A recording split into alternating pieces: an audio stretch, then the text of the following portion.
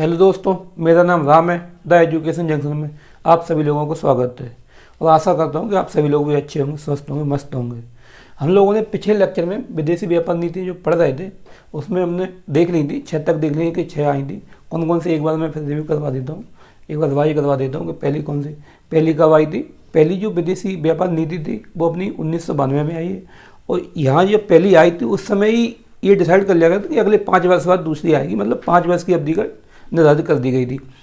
तो जो पहली कब आई थी 1992 में, और इसकी जो वित्तीय वर्ष होती है 1 अप्रैल से 31 मार्च तक का वो समय रहता है। वित्तीय वर्ष जो तो वो 5 साल के लिए रखा है इन्होंने कि पहली जो नीति है वो कब के 1 अप्रैल 1992 से स्टार्ट की गई तो कब 31 मार्च 1997 तक चलेगी, 96 तक कंप्लीट करेगी वो अपनी। तो अपने जब अपने पहली कब आई थी 1992 में है, पहली व्यापारिक विदेशी व्यापार नीति 1992 की है। दूसरी है वो 97 की है, 1997 में दूसरी आई है। और जो तीसरी आई है वो कब आई है 2002 में, ठीक है। तीसरी जो विदेशी व्यापार नीति 2002 में आई है। चौथी विदेशी व्यापार नीति कब आई थी 2004 में। कुछ कारणवश ये 2 साल बाद ही इसको लाना पड़ा, 2004 में आई है। कौन सी चौथी आई थी 2004 में। पाँचवीं आई अगले 5 वर्ष बाद 2009 में। तो कभी कभी ऐसे पूछ सकते हैं ऐसी कौन सी नीति थी जो ओनली 2 साल बाद आ गई थी। तो अपन को याद रखना है कि चौथी की बात जो 2004 में, और तीसरी कब आई थी 2002 में आई थी, और चौथी 2004 में। तो ये 2 वर्ष की अवधि यही थी। उसके बाद तो फिर 5 वर्ष की अवधि रही है। 2004 के बाद पाँचवीं आई है तो 2009 में आई है। और उसके बाद अपने जो छठवीं आई थी वो उसके कार्यकाल जो रहा था वो कब रहा था 2015 से 20 तक रखा था अपन ने। लेकिन कोविड-19 के कारण उसको कुछ कारणवश बढ़ाना पड़ा। कोविड-19 सबसे बड़ा कारण था उसमें। तो उसकी अवधि कितनी 31 मार्च 2023 तक कर दी गई थी। छठवीं विदेश व्यापार नीति जो है उसकी अवधि कितनी कर दी गई थी। पहले जो कार्यकाल निर्धारित किया गया था वो कितना था 2015 से 2020 तक। लेकिन कुछ जो कोविड-19 के कारण इसकी अवधि को बढ़ा दिया गया, कोई नवीन नीति नहीं लाई गई उस समय। 31 मार्च 2023 तक इसकी अवधि बढ़ गई थी। इसके बाद जो 7वीं विदेशी व्यापार नीति आई है वो कब आई है, अब हम उसको कंटिन्यू करेंगे। 2023 में ये इसका प्रारंभ हुआ था। इसकी जो अवधि रहेगी वो 1 अप्रैल से स्टार्ट होती है। 1 अप्रैल 2023 से ये आई थी। जारी कौन करता है वो मैं पहले ही बता चुका हूँ, जो मंत्रालय है केंद्र सरकार का, केंद्रीय मंत्रालय है वाणिज्य एवं उद्योग, वाणिज्य एवं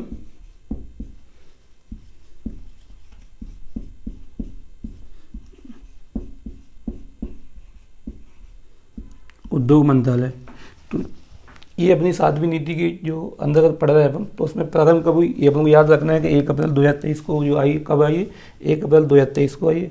और इसका जो मंत्रालय है कौन जारी करता है तो केंद्रीय वाणिज्य एवं उद्योग मंत्रालय। ये क्वेश्चन पूछे जा सकते हैं कि डायरेक्ट, क्योंकि पहली बार शामिल किया गया है। प्री में इससे पहले नहीं थी, ये मेंस में थोड़ी लोग पढ़ते थे कि निर्यात की दृष्टि से जब विदेशी व्यापार हम लोग पढ़ते थे भुगतान संतुलन, तो उसमें इसको पढ़ते थे। लेकिन प्री में अभी तक नहीं है। तो इसलिए प्री में जो क्वेश्चन बनेगा डायरेक्ट नीति से यही पूछ लेंगे पहली कब आई है, कब आन, और जो वर्तमान जो आई है उसके अंदर 2-4 जो पॉइंट पढ़ेंगे अपन उनको याद रखना है। और कोई नहीं कि कौन मंत्रालय जारी करता है, ये सब चीज़ें पूछी जा सकती हैं। तो अपने इसके अंदर जो पढ़ेंगे उसको देखते हैं अपन। तो पहली जो विदेशी व्यापार नीति जो 7वीं है इसके अंदर 4 स्तंभ आए हैं, 4 स्तंभ रखे इन्होंने। ये तो अपन ने बता दिया कब प्रारंभ हुई, कौन मंत्रालय देख रहा है। अब इसके अंदर 4 स्तंभ की बात की गई इस नीति में, 4 स्तंभ।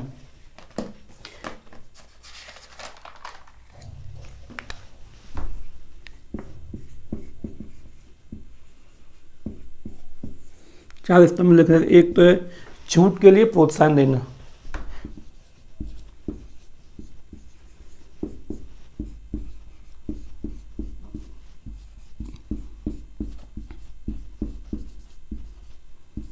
छूट के लिए प्रोत्साहन एक जो है। दूसरा जो है सहयोग, सहयोग के माध्यम से,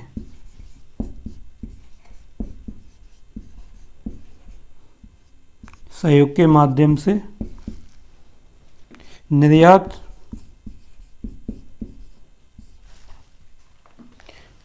प्रोत्साहन, सहयोग के माध्यम से निर्यात प्रोत्साहन। इसके अंदर जो आएंगे निर्यात कौन, राज्य आएगा, जिला आएगा, ये सभी शामिल किए जाएंगे। राज्य हो गया, जिला हो गया, इसमें अपन, और एक भारतीय मिशन, ये सब चीज़ें हैं। तो याद रखना है अपन को। पहला कौन सा, छूट के लिए प्रोत्साहन है। दूसरा है सहयोग के माध्यम से निर्यात प्रोत्साहन, चाहे वो राज्य स्तर पर हो चाहे वो जिला स्तर पर हो। और ये कौन सा है, इसमें भारतीय मिशन भी शामिल है। तो अपन को ये दो हो गए। जो इसका एक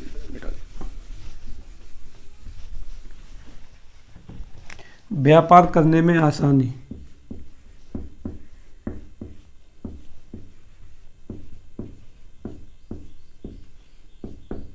व्यापार करने में आसानी, लेन देन,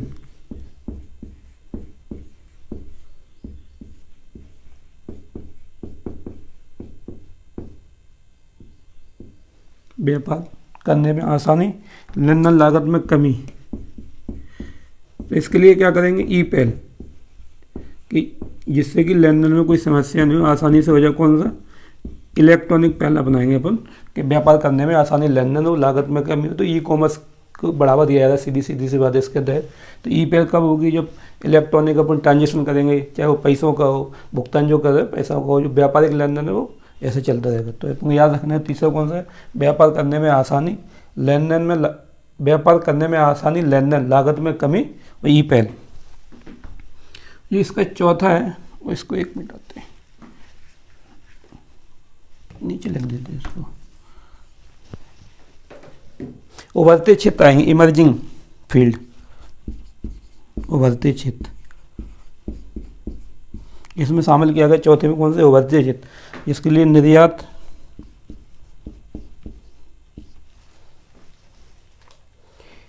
निर्यात हब के रूप में ई कॉमर्स, निर्यात हब के रूप में कौन सा, ई कॉमर्स विकास,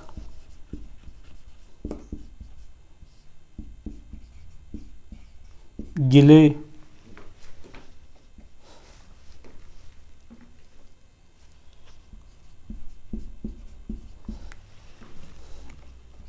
SCOMET, स्कोमेट नीति, स्कोमेट नीति, ये सब चीज़ें रखेंगे चौथे वाले में। तो हमको याद रखना है कौन से 4 स्तंभ में कौन से। पहला जो है छूट के लिए प्रोत्साहन है। दूसरा है कौन सा है, कोई सा भी बोल रहे हैं, इसका कोई वो नहीं है कि क्रम से हो, कोई सा भी दूसरा हो सकता है, कोई सा भी। तो अपन याद रखना। दूसरा कौन, सहयोग के माध्यम से निर्यात प्रोत्साहन, राज्य जिला या भारतीय मिशन आ जाएगा। तीसरा है लो व्यापार करने में आसानी, लेन देन, लागत में कमी, ई पहल।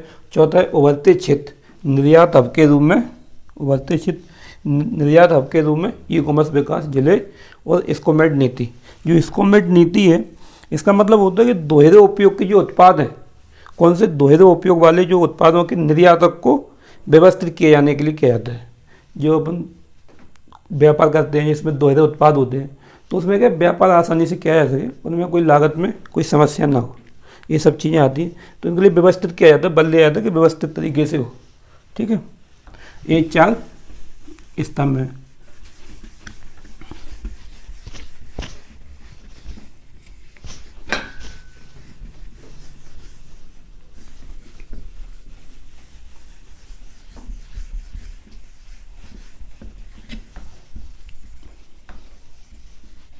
ये 7वीं नीति के 4 स्तंभ थे। अब इसके अपन देखते हैं, उन्होंने लक्ष्य रखे हैं कुछ, तो उनमें से अपन जो इम्पोर्टेंट लक्ष्य हैं उनको देखते हैं कौन कौन से हैं। सबसे पहले तो इन्होंने रखा है जो है कि वर्ष 2030 तक, कब, वर्ष 2030 तक देश के वार्षिक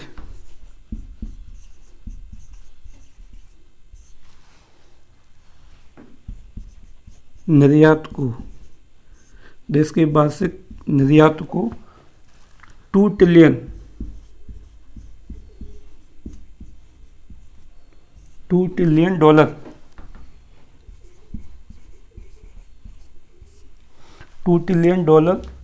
तक पहुंचाने का लक्ष्य रखा सबसे पहले दिन।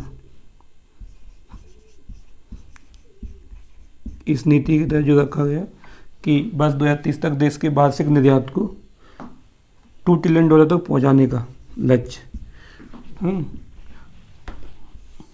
वो समझते इसमें क्या है, सीमा पार मतलब अपनी जो भौगोलिक सीमा है एक, तो उससे पार, सीमा पार व्यापार, सीमा पार व्यापार में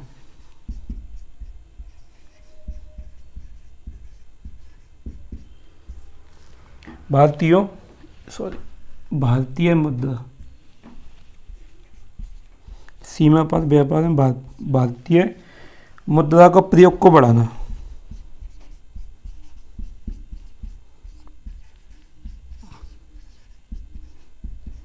या बढ़ावा देना मुद्रा के प्रयोग। ठीक है, क्या है, बस 2030 देश के जो वार्षिक निर्यात को कितने $2 ट्रिलियन तक अपनी जो अर्थव्यवस्था उसको पहुंचाना है, जो भी निर्यात है उसको, और सीमा पार व्यापार में भारतीय मुद्रा के प्रयोग को बढ़ावा देना है। तो इनके जो 2 लक्ष्य हैं जो इम्पोर्टेंट है,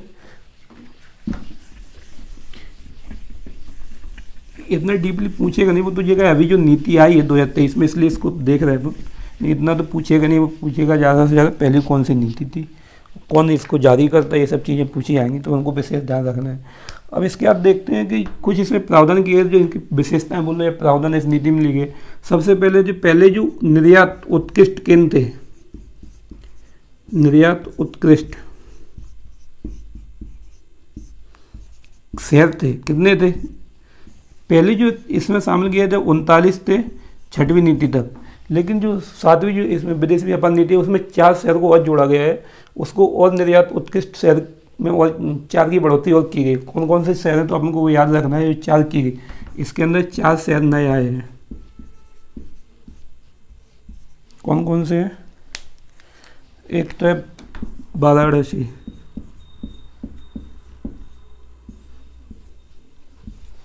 दूसरा है जो फरीदाबाद,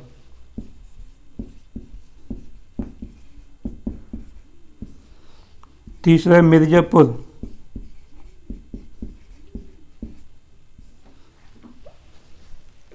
और चौथा है वो है मुरादाबाद। तो इनको याद रखना है अपन को, डायरेक्ट पूछा जा सकता है कौन से इस नीति में कौन से ऐसे शहर शामिल हैं, इनमें से कौन सा शहर है जिसमें उत्कृष्ट शहर के रूप में विकसित किया जा रहा है, तो अपन को याद रखना है कौन सा, ये अपन को 4 है, इनमें याद होना चाहिए अपन को,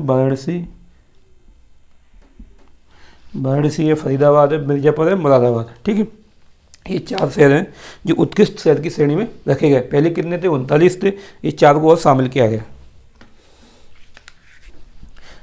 जो निर्यात उत्कृष्टता केंद्र बोलो या फिर TE, याद रखना वो TE दे सकता है।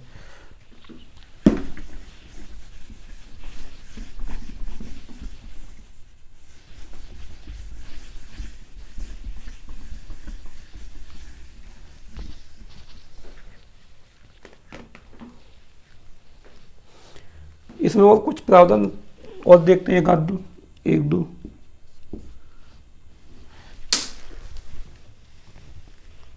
सबसे पहले देखिए, जब जो वित्त वर्ष 2022-23 में भारत का कुल निर्यात कितना था, $760-770। जो वित्तीय वर्ष था,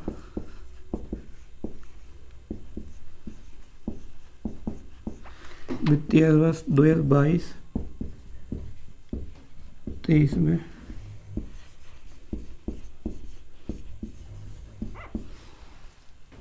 भारत का कुल निर्यात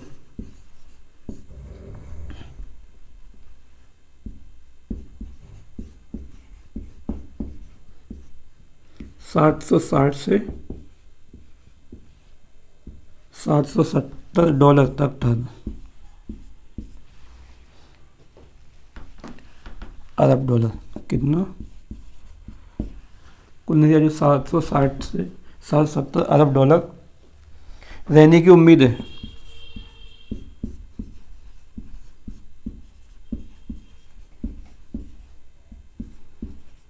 रहने की उम्मीद है कौन सी वित्तीय वर्ष में, 2022-23 में।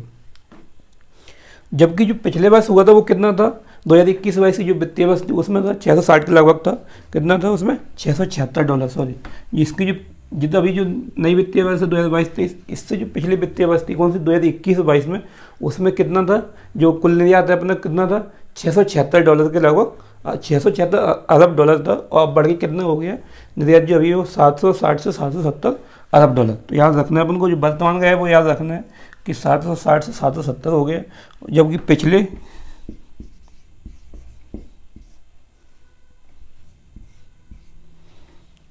2021 से 22 वाली जो वित्तीय वर्ष में कितना था, $676 अरब। याद रखना है, कहीं पिछला पूछे तो इतना कैसे $676 था पिछले बार। अब जो अपना इसके बाद देखते हैं, एक कारण ये भी बोला गया कि जो भारतीय मुद्रा को अंतर्राष्ट्रीय व्यापार में बढ़ावा दिया जाएगा।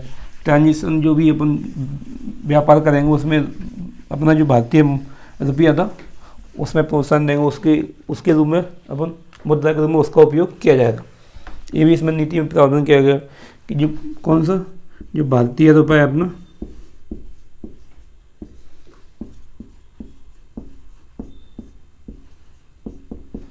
भारतीय रुपये में अंतर्राष्ट्रीय व्यापार में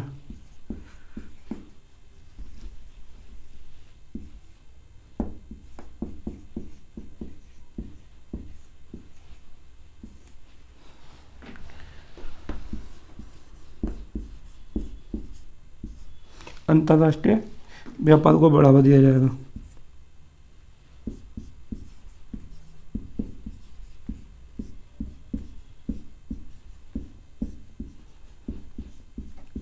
जिससे क्या होगा, अपना जो रुपया वो मजबूत होगा। ठीक है, खास तौर पर उन देशों में दिया जाएगा को, खास तौर पर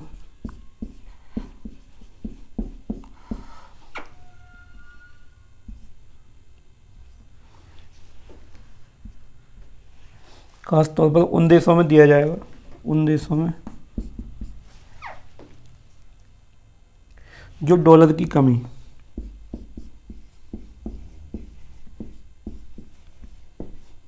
डॉलर की कमी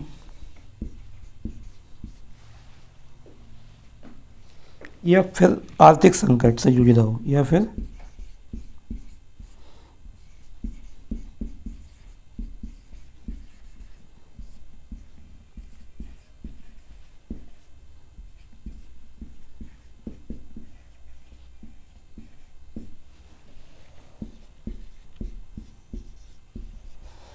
आर्थिक संकट से जूझ रहा होगा। ठीक है, तो उनको याद रखना है कि जो भारतीय रुपये में जो अंतर्राष्ट्रीय व्यापार किया जाता है उन देशों में ज़्यादा बल दिया जाएगा जहाँ पर क्या डॉलर, जो अमेरिकी डॉलर है वो कम से कम उपयोग में आ रहा है,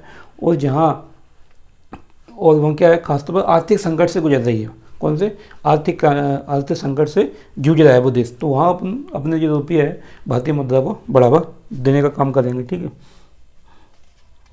और इसके अलावा ये एक्सपोर्ट को, कॉम्पिटिटिव क्वालिटी एक्सपोर्ट को बढ़ावा दिए जाने की काम करें किया जा रहा है, निर्यातक हब केंद्र के रूप में बनाने का, उसको याद रखना है अपन को। इसके लिए एक्सपोर्ट प्रमोशन बनाने के लिए उसके लिए काउंसलिंग का अलग से गठन किया जाएगा। काहे के लिए अलग से एक्सपोर्ट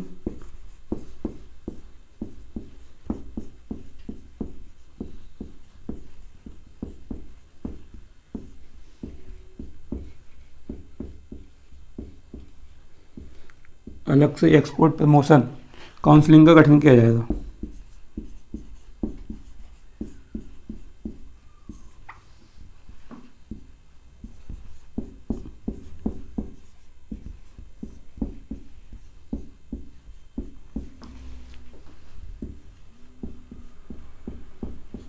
गठन किया जाएगा। ठीक है, तो अपन को ये भी याद रखना है कि जो अपन जो निर्यातक हब बनाया जा रहा है, जो जिले घोषित किए गए हैं, जैसे 39 पहले 4 और शामिल किए गए अपन निर्यात जो केंद्र बना रहे, तो उसमें क्या होगा कि उनके जो एक्सपोर्ट प्रमोशन किए जा रहे हैं तो उनके लिए अलग से एक काउंसलिंग का गठन किया जाएगा। ठीक है, जिससे आसानी होगी सभी चीज़ पर निगरानी रखने, या फिर कोई शिकायत हो तो इस पर अपनी शिकायत को, मतलब शिकायत सुनने का जो अधिकार है वो इसको दिया जाएगा, काउंसलिंग का गठन किया जाएगा। ठीक है, वो देख रेख करेगी क्या क्या करना चाहिए क्या नहीं। इसके लिए जो SEZ थे, इनको अपग्रेड किया जाएगा। इसी नीति में बोला है कि समय के अनुसार इनका भी अपग्रेड जरूरी है, तो SEZ है उनका अपग्रेड भी किया जाना चाहिए। इसके तहत एक योजना आई थी, एमनेस्टी योजना। कौन सी, याद रखना है कि कौन सी योजना आई इसके अंदर, एमनेस्टी योजना।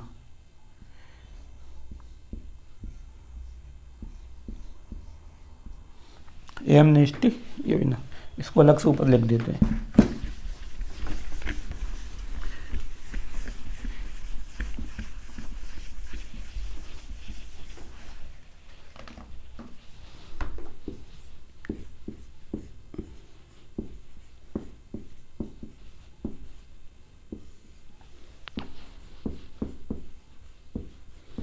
एमनेस्टी योजना का प्रारंभ किसने किया? भारत सरकार ने।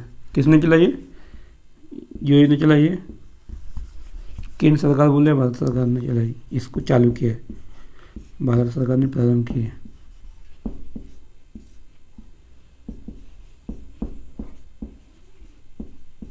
ठीक है, अपन को याद रखना है किसने प्रारंभ किया एमनेस्टी योजना, तो भारत सरकार ने किससे, जो विदेशी व्यापार नीति 2023 है उसमें इसको शामिल किया गया है। इसके अंदर जो भी निर्यात से संबंधित जो भी किया जाएंगे उसमें दंड देना है, कानून बनाना, ये सब देख रेख करेगी, इसी योजना के तहत किए जाएंगे। इसमें क्या है, जो निर्यात के दायित्व की चूक की एक मुफ्त निपटान के लिए बनाई है, जो इनका बोल सकते हैं कि जो निर्यात दायित्व की चूक है वो एक मुफ्त निपटान के लिए इस योजना का पालन किया बनाई गई है। इसको याद रखना है, किसी दंड या कानूनी कार्रवाई को अपने प्राधिकार का नवीनीकरण करने की अनुमति देती है। ठीक है, तो इस योजना के अंदर ये सब चीज़ें शामिल की गई। अपन ने जो पढ़ी है विदेशी व्यापार नीति 2023, ये 7वीं थी, ये अभी नवीन नीति भी है। तो अपन को याद रखना है, हम लोगों को याद यही रखना है कि 7वीं कौन सी, कब आई है, क्या, इसके अंदर ज़्यादा डीपली नहीं जाना है अपन को। इससे जो पढ़ा दिया इससे बाहर नहीं जाएगा कुछ भी, ये मान लेना अपन को। और इसके क्वेश्चंस जो वगैरह हैं और जो टॉपिक बचे हैं, सार्क है, आसियान है, इनको भी कंप्लीट करूँगा मैं। लेकिन अभी हमारा मेंस है ये 11 तारीख से स्टार्ट है, 11 मार्च से 16 मार्च तक चलेगा। अभी ऐसे कोई नहीं है कि बढ़ने की कोई डेट की संभावना नहीं है। तो मैं शायद ही अभी क्लास लूँ, 16 तारीख के बाद मैं कंटिन्यू 2-3 दिन लेक्चर डालूंगा, तो उस समय मैं कंप्लीट कराने की कोशिश करूँगा कि आपको इसी मंथ, इस जो मार्च चल रहा है, मार्च में इसको कंप्लीट करा दिया जाएगा आपको। और फिर मैं क्वेश्चंस की सीरीज लेके आऊँगा इसी की, तो साथ में क्वेश्चंस भी कराने की कोशिश करूँगा जितने से जितने हो सकें, कि जो कवर कर सकें अपने प्री के पेपर को। ठीक है, तो याद रखना है। ठीक है दोस्तों, मिलते हैं। नमस्कार दोस्तों, धन्यवाद।